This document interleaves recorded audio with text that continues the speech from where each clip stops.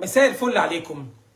بعد مباراة قوية النهارده للنادي الأهلي، النادي الأهلي النهارده بيفوز على فرقة بتروجيت الحصان الأسود فعلا قولا. بعد المباريات اللي قدمها بتروجيت الفترة الأخيرة 7 مباريات، فايز 4 مباريات ومتعادل 3 مباريات، فبالتالي فرقة قوية لا يستهان بيها. نادي الأهلي النهارده بيفوز ب 2-1 بأقل مجهود، لأن النادي الأهلي النتيجة الطبيعية اللي كان يقدر يخلص بيها المباراة ولا 6 7 8 تجوان. في رسالة للجميع اللي ما استغلش النادي الأهلي في الفترة الماضية وفترة الانتكاسة بتاعته قبل الانتفاضة في فترة الانتقالات الشتوية، مش هيعرف يستغل النادي الأهلي، لأن النادي الأهلي واضح برسالة للجميع إن اللي جاي كله مفيش رحمة. ليه؟ لأن النادي الأهلي أدار فترة الانتقالات الشتوية في أفضل استغلال، طهر كل اللعيبة اللي هو مش محتاجها وجاب لعيبة السوبر. كذلك تعاقد مع لعيبة في انتقالات الصيفية عشان كأس عالم أندية، فبالتالي الكل هيحارب، الكل هيجري على حجز مكان رئيسي في فرقة النادي الأهلي، لأن الكل مش هيترحم الفترة القادمة، الكل عينه على كأس عالم أندية، الكل عينه على النجوم اللي بقت موجودة في النادي الأهلي، كل عارف اللي هيمسك مكان في النادي الأهلي مش هيترحم ولا هيتاخد مكان تاني، لأن حتى الدوافع عند كولر بقت مختلفة 180 درجة. تحس ان كولر تغير 180 درجة، بقى فيه فكر، بقى فيه تغيير في الطريقة، بقى فيه تنوع في المباراة، بقى فيه تغير في المراكز، حتى الشكل التكتيكي بتاع النادي الأهلي اختلف 180 درجة. ودي رسالة للجميع، الأهلي لما بيقع بيدي فرصة مرة واحدة وبعد كده ما بيجيش تاني. انسى كل الفرق اللي كانت عندها امل في الفترة الماضية ان النادي الاهلي ممكن يتعثر، النادي الاهلي ممكن يفقد نقط، النادي الاهلي ممكن ينشغل في بطولات ثانية، النادي الاهلي مستواه متفاوت. اعتقد الرسالة بقت واضحة بدليل امام عاشور النهاردة فعلا منشار وسطور بمعنى الكلمة، لعيب كسر كل التوقعات في الفترة الماضية، سخنوه، فضلوا يسخنوه لحد ما انفجر في وشنا كلنا.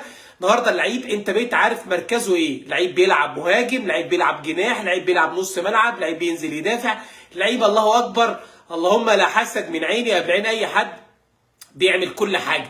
دينامو في الملعب، لعيب اسيستاته عاليه، بجانب جراديتشار انا قلت وعندي رأي ان اللعيب ده العين اللي جابته عين شوافة، عين سوبر، لعيب هجام، لعيب مش اناني، لعيب بيبدع في الاجوان، لعيب بيبدع في الاسيستات. تخيل لعيب 3 مباريات محرز حتى الان 3 اهداف في 3 مباريات وعامل 5 اسيست. مدرك الارقام اللي الراجل بيتكلم عليها ولسه بيسخن، راجل لسه دخيل على الفرقه، راجل لسه ما يعرفش اللعيبه اللي حواليه، راجل لا يتقن اللغه بتاعت اللعيبه اللي بتلعب حواليه وبيقدم مستوى بالشكل ده. كريم الدبيس ولكن كولر بلوره وفضل يجهزه عشان يديك باك ليفت لمنتخب مصر فتره كبيره جدا قدام. لعيب قوي، لعيب حاسم، لعيب بيلعب فيه الادوار الدفاعيه قوي جدا، لعيب بيلعب فيه الجناح بطريقه قويه جدا، بجانب العش النهارده صفقه رايقه، صفقه عايقه، صفقه النهارده بتقول لك ان العين اللي بتختار في النادي الاهلي عين شوافه المره واثنين وثلاثه. لعيب النهارده بتستخدمه باك شمال، بتستخدمه مدافع، بتستخدمه في كل الاماكن. هي دي نجاح الاداره، اداره بتعرف فين الاخطاء بتروح عليها بتصلحها في ثانيه لا ثانيه. فبالتالي كل اللي جاي مع النادي الاهلي لا رحمه، كل دوت ولسه بين قلبهم قاعد بره. يعني مش متخيل انا كزملكاوي اليوم اللي هلعب فيه بن شرقي في المباراه، مش عارف هتخيل ازاي، لدرجه لما بكون قاعد مع نفسي بتخيل لما اجيب جون هيحتفل بنفس الطريقه اللي كان بيحتفل معانا فيها. طب بن شرقي هيلعب فين؟ هيلعب في منطقه الجناح الشمال، ولا طب هيلعب في انهي منطقه؟ الجناح الشمال اللي هو اصلا محتل عليها امام عاشور، ولا هيلعب مهاجم، ولا هيلعب نص ملعب؟ مش عارف، لا الاقي له دور في الملعب ولا الاقي له وجود في الملعب في ظل التفوق اللي النادي الاهلي فيه. كذلك فين وسام ابو علي اللي منايم مصر من السنه اللي فاتت لحد الان مش موجود على الخريطه. كل ده وسام ابو علي بره وبين قلبهم موجود بره، فبالتالي اللي جاي سواد على الكل. كنت اتمنى ان الفرقه دي تحصل فيها الكلام ده قبل مباراه نادي الزمالك، لكن للاسف الزمالك نحس طول عمره. عندنا مباراه مع النادي الاهلي يوم 22 فبراير هتبقى سواد على الكل، يعني هنستغطى في اليوم ده، هننام 21 ونصحى 23. 22 ده احنا هنشيله من حياتنا، لان احنا عندنا مجلس على الله حكايتك. انتقالات هتخلص يوم السبت الجاي واحنا لا حول ولا قوه، عمالين بنحك في التراب ولا عارفين نعمل اي حاجه في اي حاجه. فبالتالي اللي جاي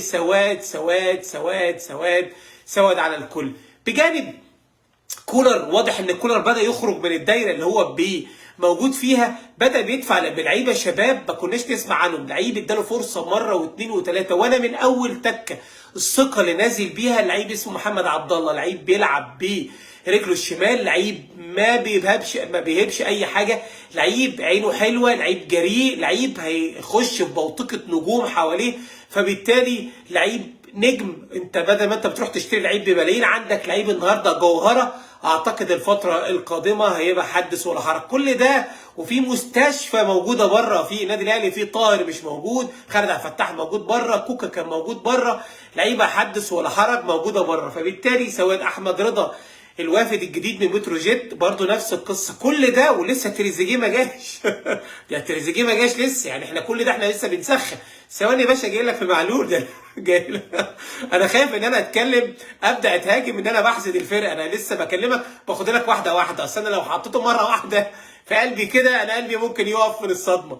فكل ده ولسه عندهم لعيبه حدث ولا حرج. يعني النهارده صفقه جديده علي معلول، كل ده علي معلول ويحيى عطا الله بره. يعني انا لسه ما كلمتكش في حاجه، يعني اتنين محترفين الله اكبر، واحد تونسي والتاني مغربي، يعني مش عارف اقول ايه والله العظيم يعني. فتخيل علي معلول موجود بره ويحيى عطا الله بره، ده كمان موجود بره، فبسم الله ما شاء الله. يعني مش عارف اجيبها لهم منين بصراحه. كل ده وياسر ابراهيم بره، كل ده واشرف داري نجم مدافع بتاع منتخب المغرب اللي بيتعرض لاصابات في الفتره الاخيره، اعتقد ليه بسبب استعجاله في العوده للمباريات، فبالتالي اشرف داري بره. تخيل الاهلي بالمستوى ده وفي عنده كوكبه نجوم بره، اشرف داري نجم المغرب، بن شرقي نجم المغرب، كذلك علي معلول نجم تونس، كذلك يحيى عطا الله نجم المغرب، 4 سوبر موجودين بره، كذلك وسام ابو علي نجم فلسطين. مش عارف اجيبها لكم منين ولا اجيبها لكم منين، كل ده ومدور الضرب في الكل. يعني دور الضرب في بيراميدز وهو بربع رجل، دور الضرب في مودرن سبورت، دور الضرب في بتروجيت، والدور علينا جاي لك هنروح منه فين؟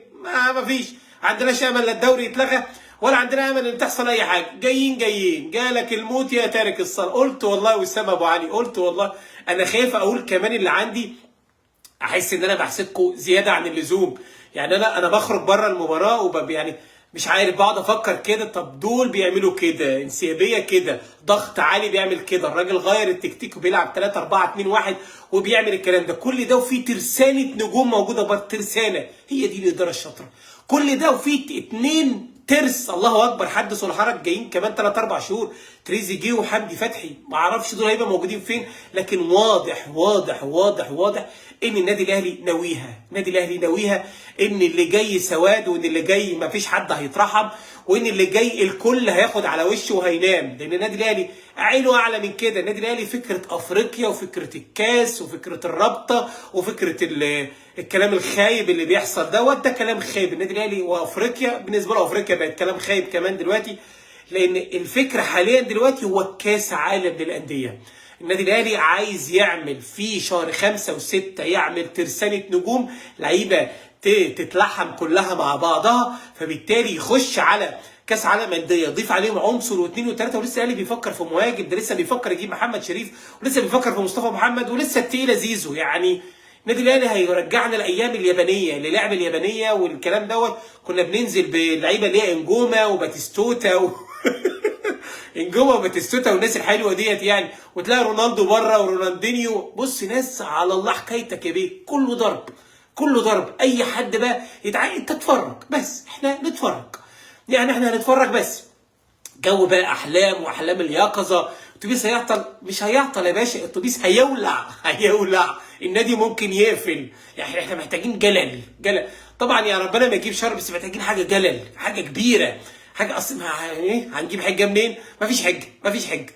الدنيا ماشيه الله اكبر، الدوري منتظم الله اكبر، سبحان الله. الدوري ما بيعطلش ليه؟ مش عارف مفيش اي حاجه، مش عارف والله، مفيش اي كسوف مفيش اي حاجه تحصل. يعني انا مش عارف والله العظيم، مستني 22 فبراير ده ولكني داخل الامتحان بتاعي. يعني مش عارف 22 فبراير ده ايه اللي ممكن يحصل. هتبقى السواد 22 وده نفس رقم امام عاشور ورقم ابو تريكه، هيتجنن على ابونا اليوم ده.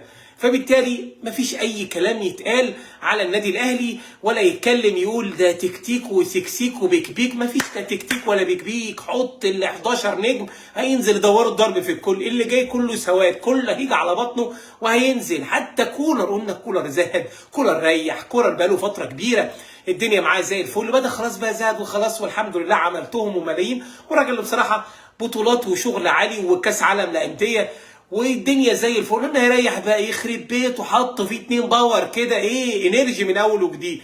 بدا قال لك لا ده انا تكتيك بقى، ده انا اشرب كوبايتين شاي واقعد على البرج واظبط الدنيا. وقد كان سخن الدنيا كلها في بعضها. والرساله للكل، الكل مش هيترحم، حتى اللعيبه. يعني ما فيش لعيب النهارده هيتمرتك. ده عمر كمال بره، ده نسيت عمر كمال، بسم الله. انا نسيت حسين الشحات ده كمان، والله انا اسف ان انا نسيت حسين الشحات. يعني حتى كمان نسيت حسين الشحات. فبالتالي مش عارف يعني انا اكتر من كده. انا وصلت لمرحله النحس والحسد انا ما بحسدش والله العظيم يا جدعان. كل ده وانا بعوم محمود جهاد واحمد حسام وبوبالينا وحسبينا ودالا والزمالك لا حول ولا قوه. الواضح ان النادي الاهلي بقى في سكه وبيراميدز في سكه، واحنا سكتنا سكه اللي يروح وما يرجعش. مبروك لجميع النادي الاهلي، من حقكم تفخروا بفرقتكم. مين حقكم انك تقولوا نتيجه تعبكم الفتره اللي فاتت وضغطكم على الاداره عشان اثبات للكل كلمه جمهور الاهلي سيف على الكبير في النادي الاهلي. وده اللي حصل من ساعه لما جمهور الاهلي قفل وشه وضلمها على الاداره وبقت فيها هجوم على الاداره. فين الصفقات؟ فين الصفقات؟ ادي يا عم صفقات، حدث ولا حرج. والرساله فعلا كانت قويه جدا من جماهير النادي الاهلي، ان كلمتها هي اللي ماشيه. هو اكتر واحد حريص على فرقته، واكتر واحد شواف من فتره كبيره. النادي الاهلي محتاج تحديث، النادي الاهلي محتاج صفقات. هو ده جمهور النادي الاهلي. وقد كان جمهور مجلس محمود الخطيب غير الفكر 180 درجه، وبقت الفكر دلوقتي النادي الاهلي بيلعب على السكور. سيبك من النتيجه النهارده 2-1 بمزاج النادي الاهلي. كل ده وقوته كلها مش موجوده، كل ده ولاعيبته بتلعب بمرتكه وبيه دلع. فبالتالي اللي جاي سواد على الكل. ربنا يتولانا الفتره القادمه. الاهلي النهارده تصدر الدوري تصدر مستحق حتى الان، قبل مباراه بيراميدز غدا امام سموحه، اللي ممكن سموحه يعارض مع بيراميدز. فبالتالي الاهلي متصدر. كذلك تصدر كاقوى هجوم في بطوله الدوري ب 21 هدف مناصفه مع الزمالك. لسه من الزمالك في مباراه بكره. تصدر اقوى دفاع. كذلك مين هداف الدوري؟ امام عاشور النهارده في 7 مباريات، في 6 مباريات في الدوري جايب 7 تجوان. 8 مباريات جايب 10 تجوان في المسابقات كلها. تصدر الدوري ب7 اهداف. ولعيب لسه بيسخن، لسه النجوم لسه ما لعبتش حواليه. كفايه كلام. كريم فؤاد والله العظيم انا خايف، اقسم بالله القايمه في دماغي كلها. اصل انا بصحى انام بيهم، اصحى بيهم. انا عندي حاجات كتير جدا والله العظيم، بس اكتر من كده هيبقى الضرب في الميت حرام. هتولعوا فيا من كتر النقي والحسد. ولكن النادي الاهلي زي ما بقول لك، احنا رجعنا العصر اليابانيه، سينسيبول، انزل نشوف النتيجه توصل لحد فين. مبروك للاهلي وجماهيره، تستحقوا انك تفخروا بفريقكم. كلمتكم مسموعه، عندكم مجلس محترم بيحرك الصخر، جاب صفقات السوبر ولسه القادم اسوأ على الكل. اتمنى ما اكونش نسيت حاجه، لان انا بتعمد انسى عشان اسمع من عينك ومن حسد والحق وامسك القطر. ومش هنلحقها منين؟ الحقها من فدائي ولا السطور ولا المنشار ولا بين قلبهم ولا معلول حط الزغلول؟ والله العظيم كلنا نمسك الزغلول الفتره القادمه. شكرا لكم، السلام عليكم، ونتقابل في مباراه الزمالك غدا امام الاسماعيلي. ويا رب عدي الايام الجايه دي على خير حتى 21 فبراير. 22 فبراير لكل حديث وقته. شكرا لكم، السلام عليكم.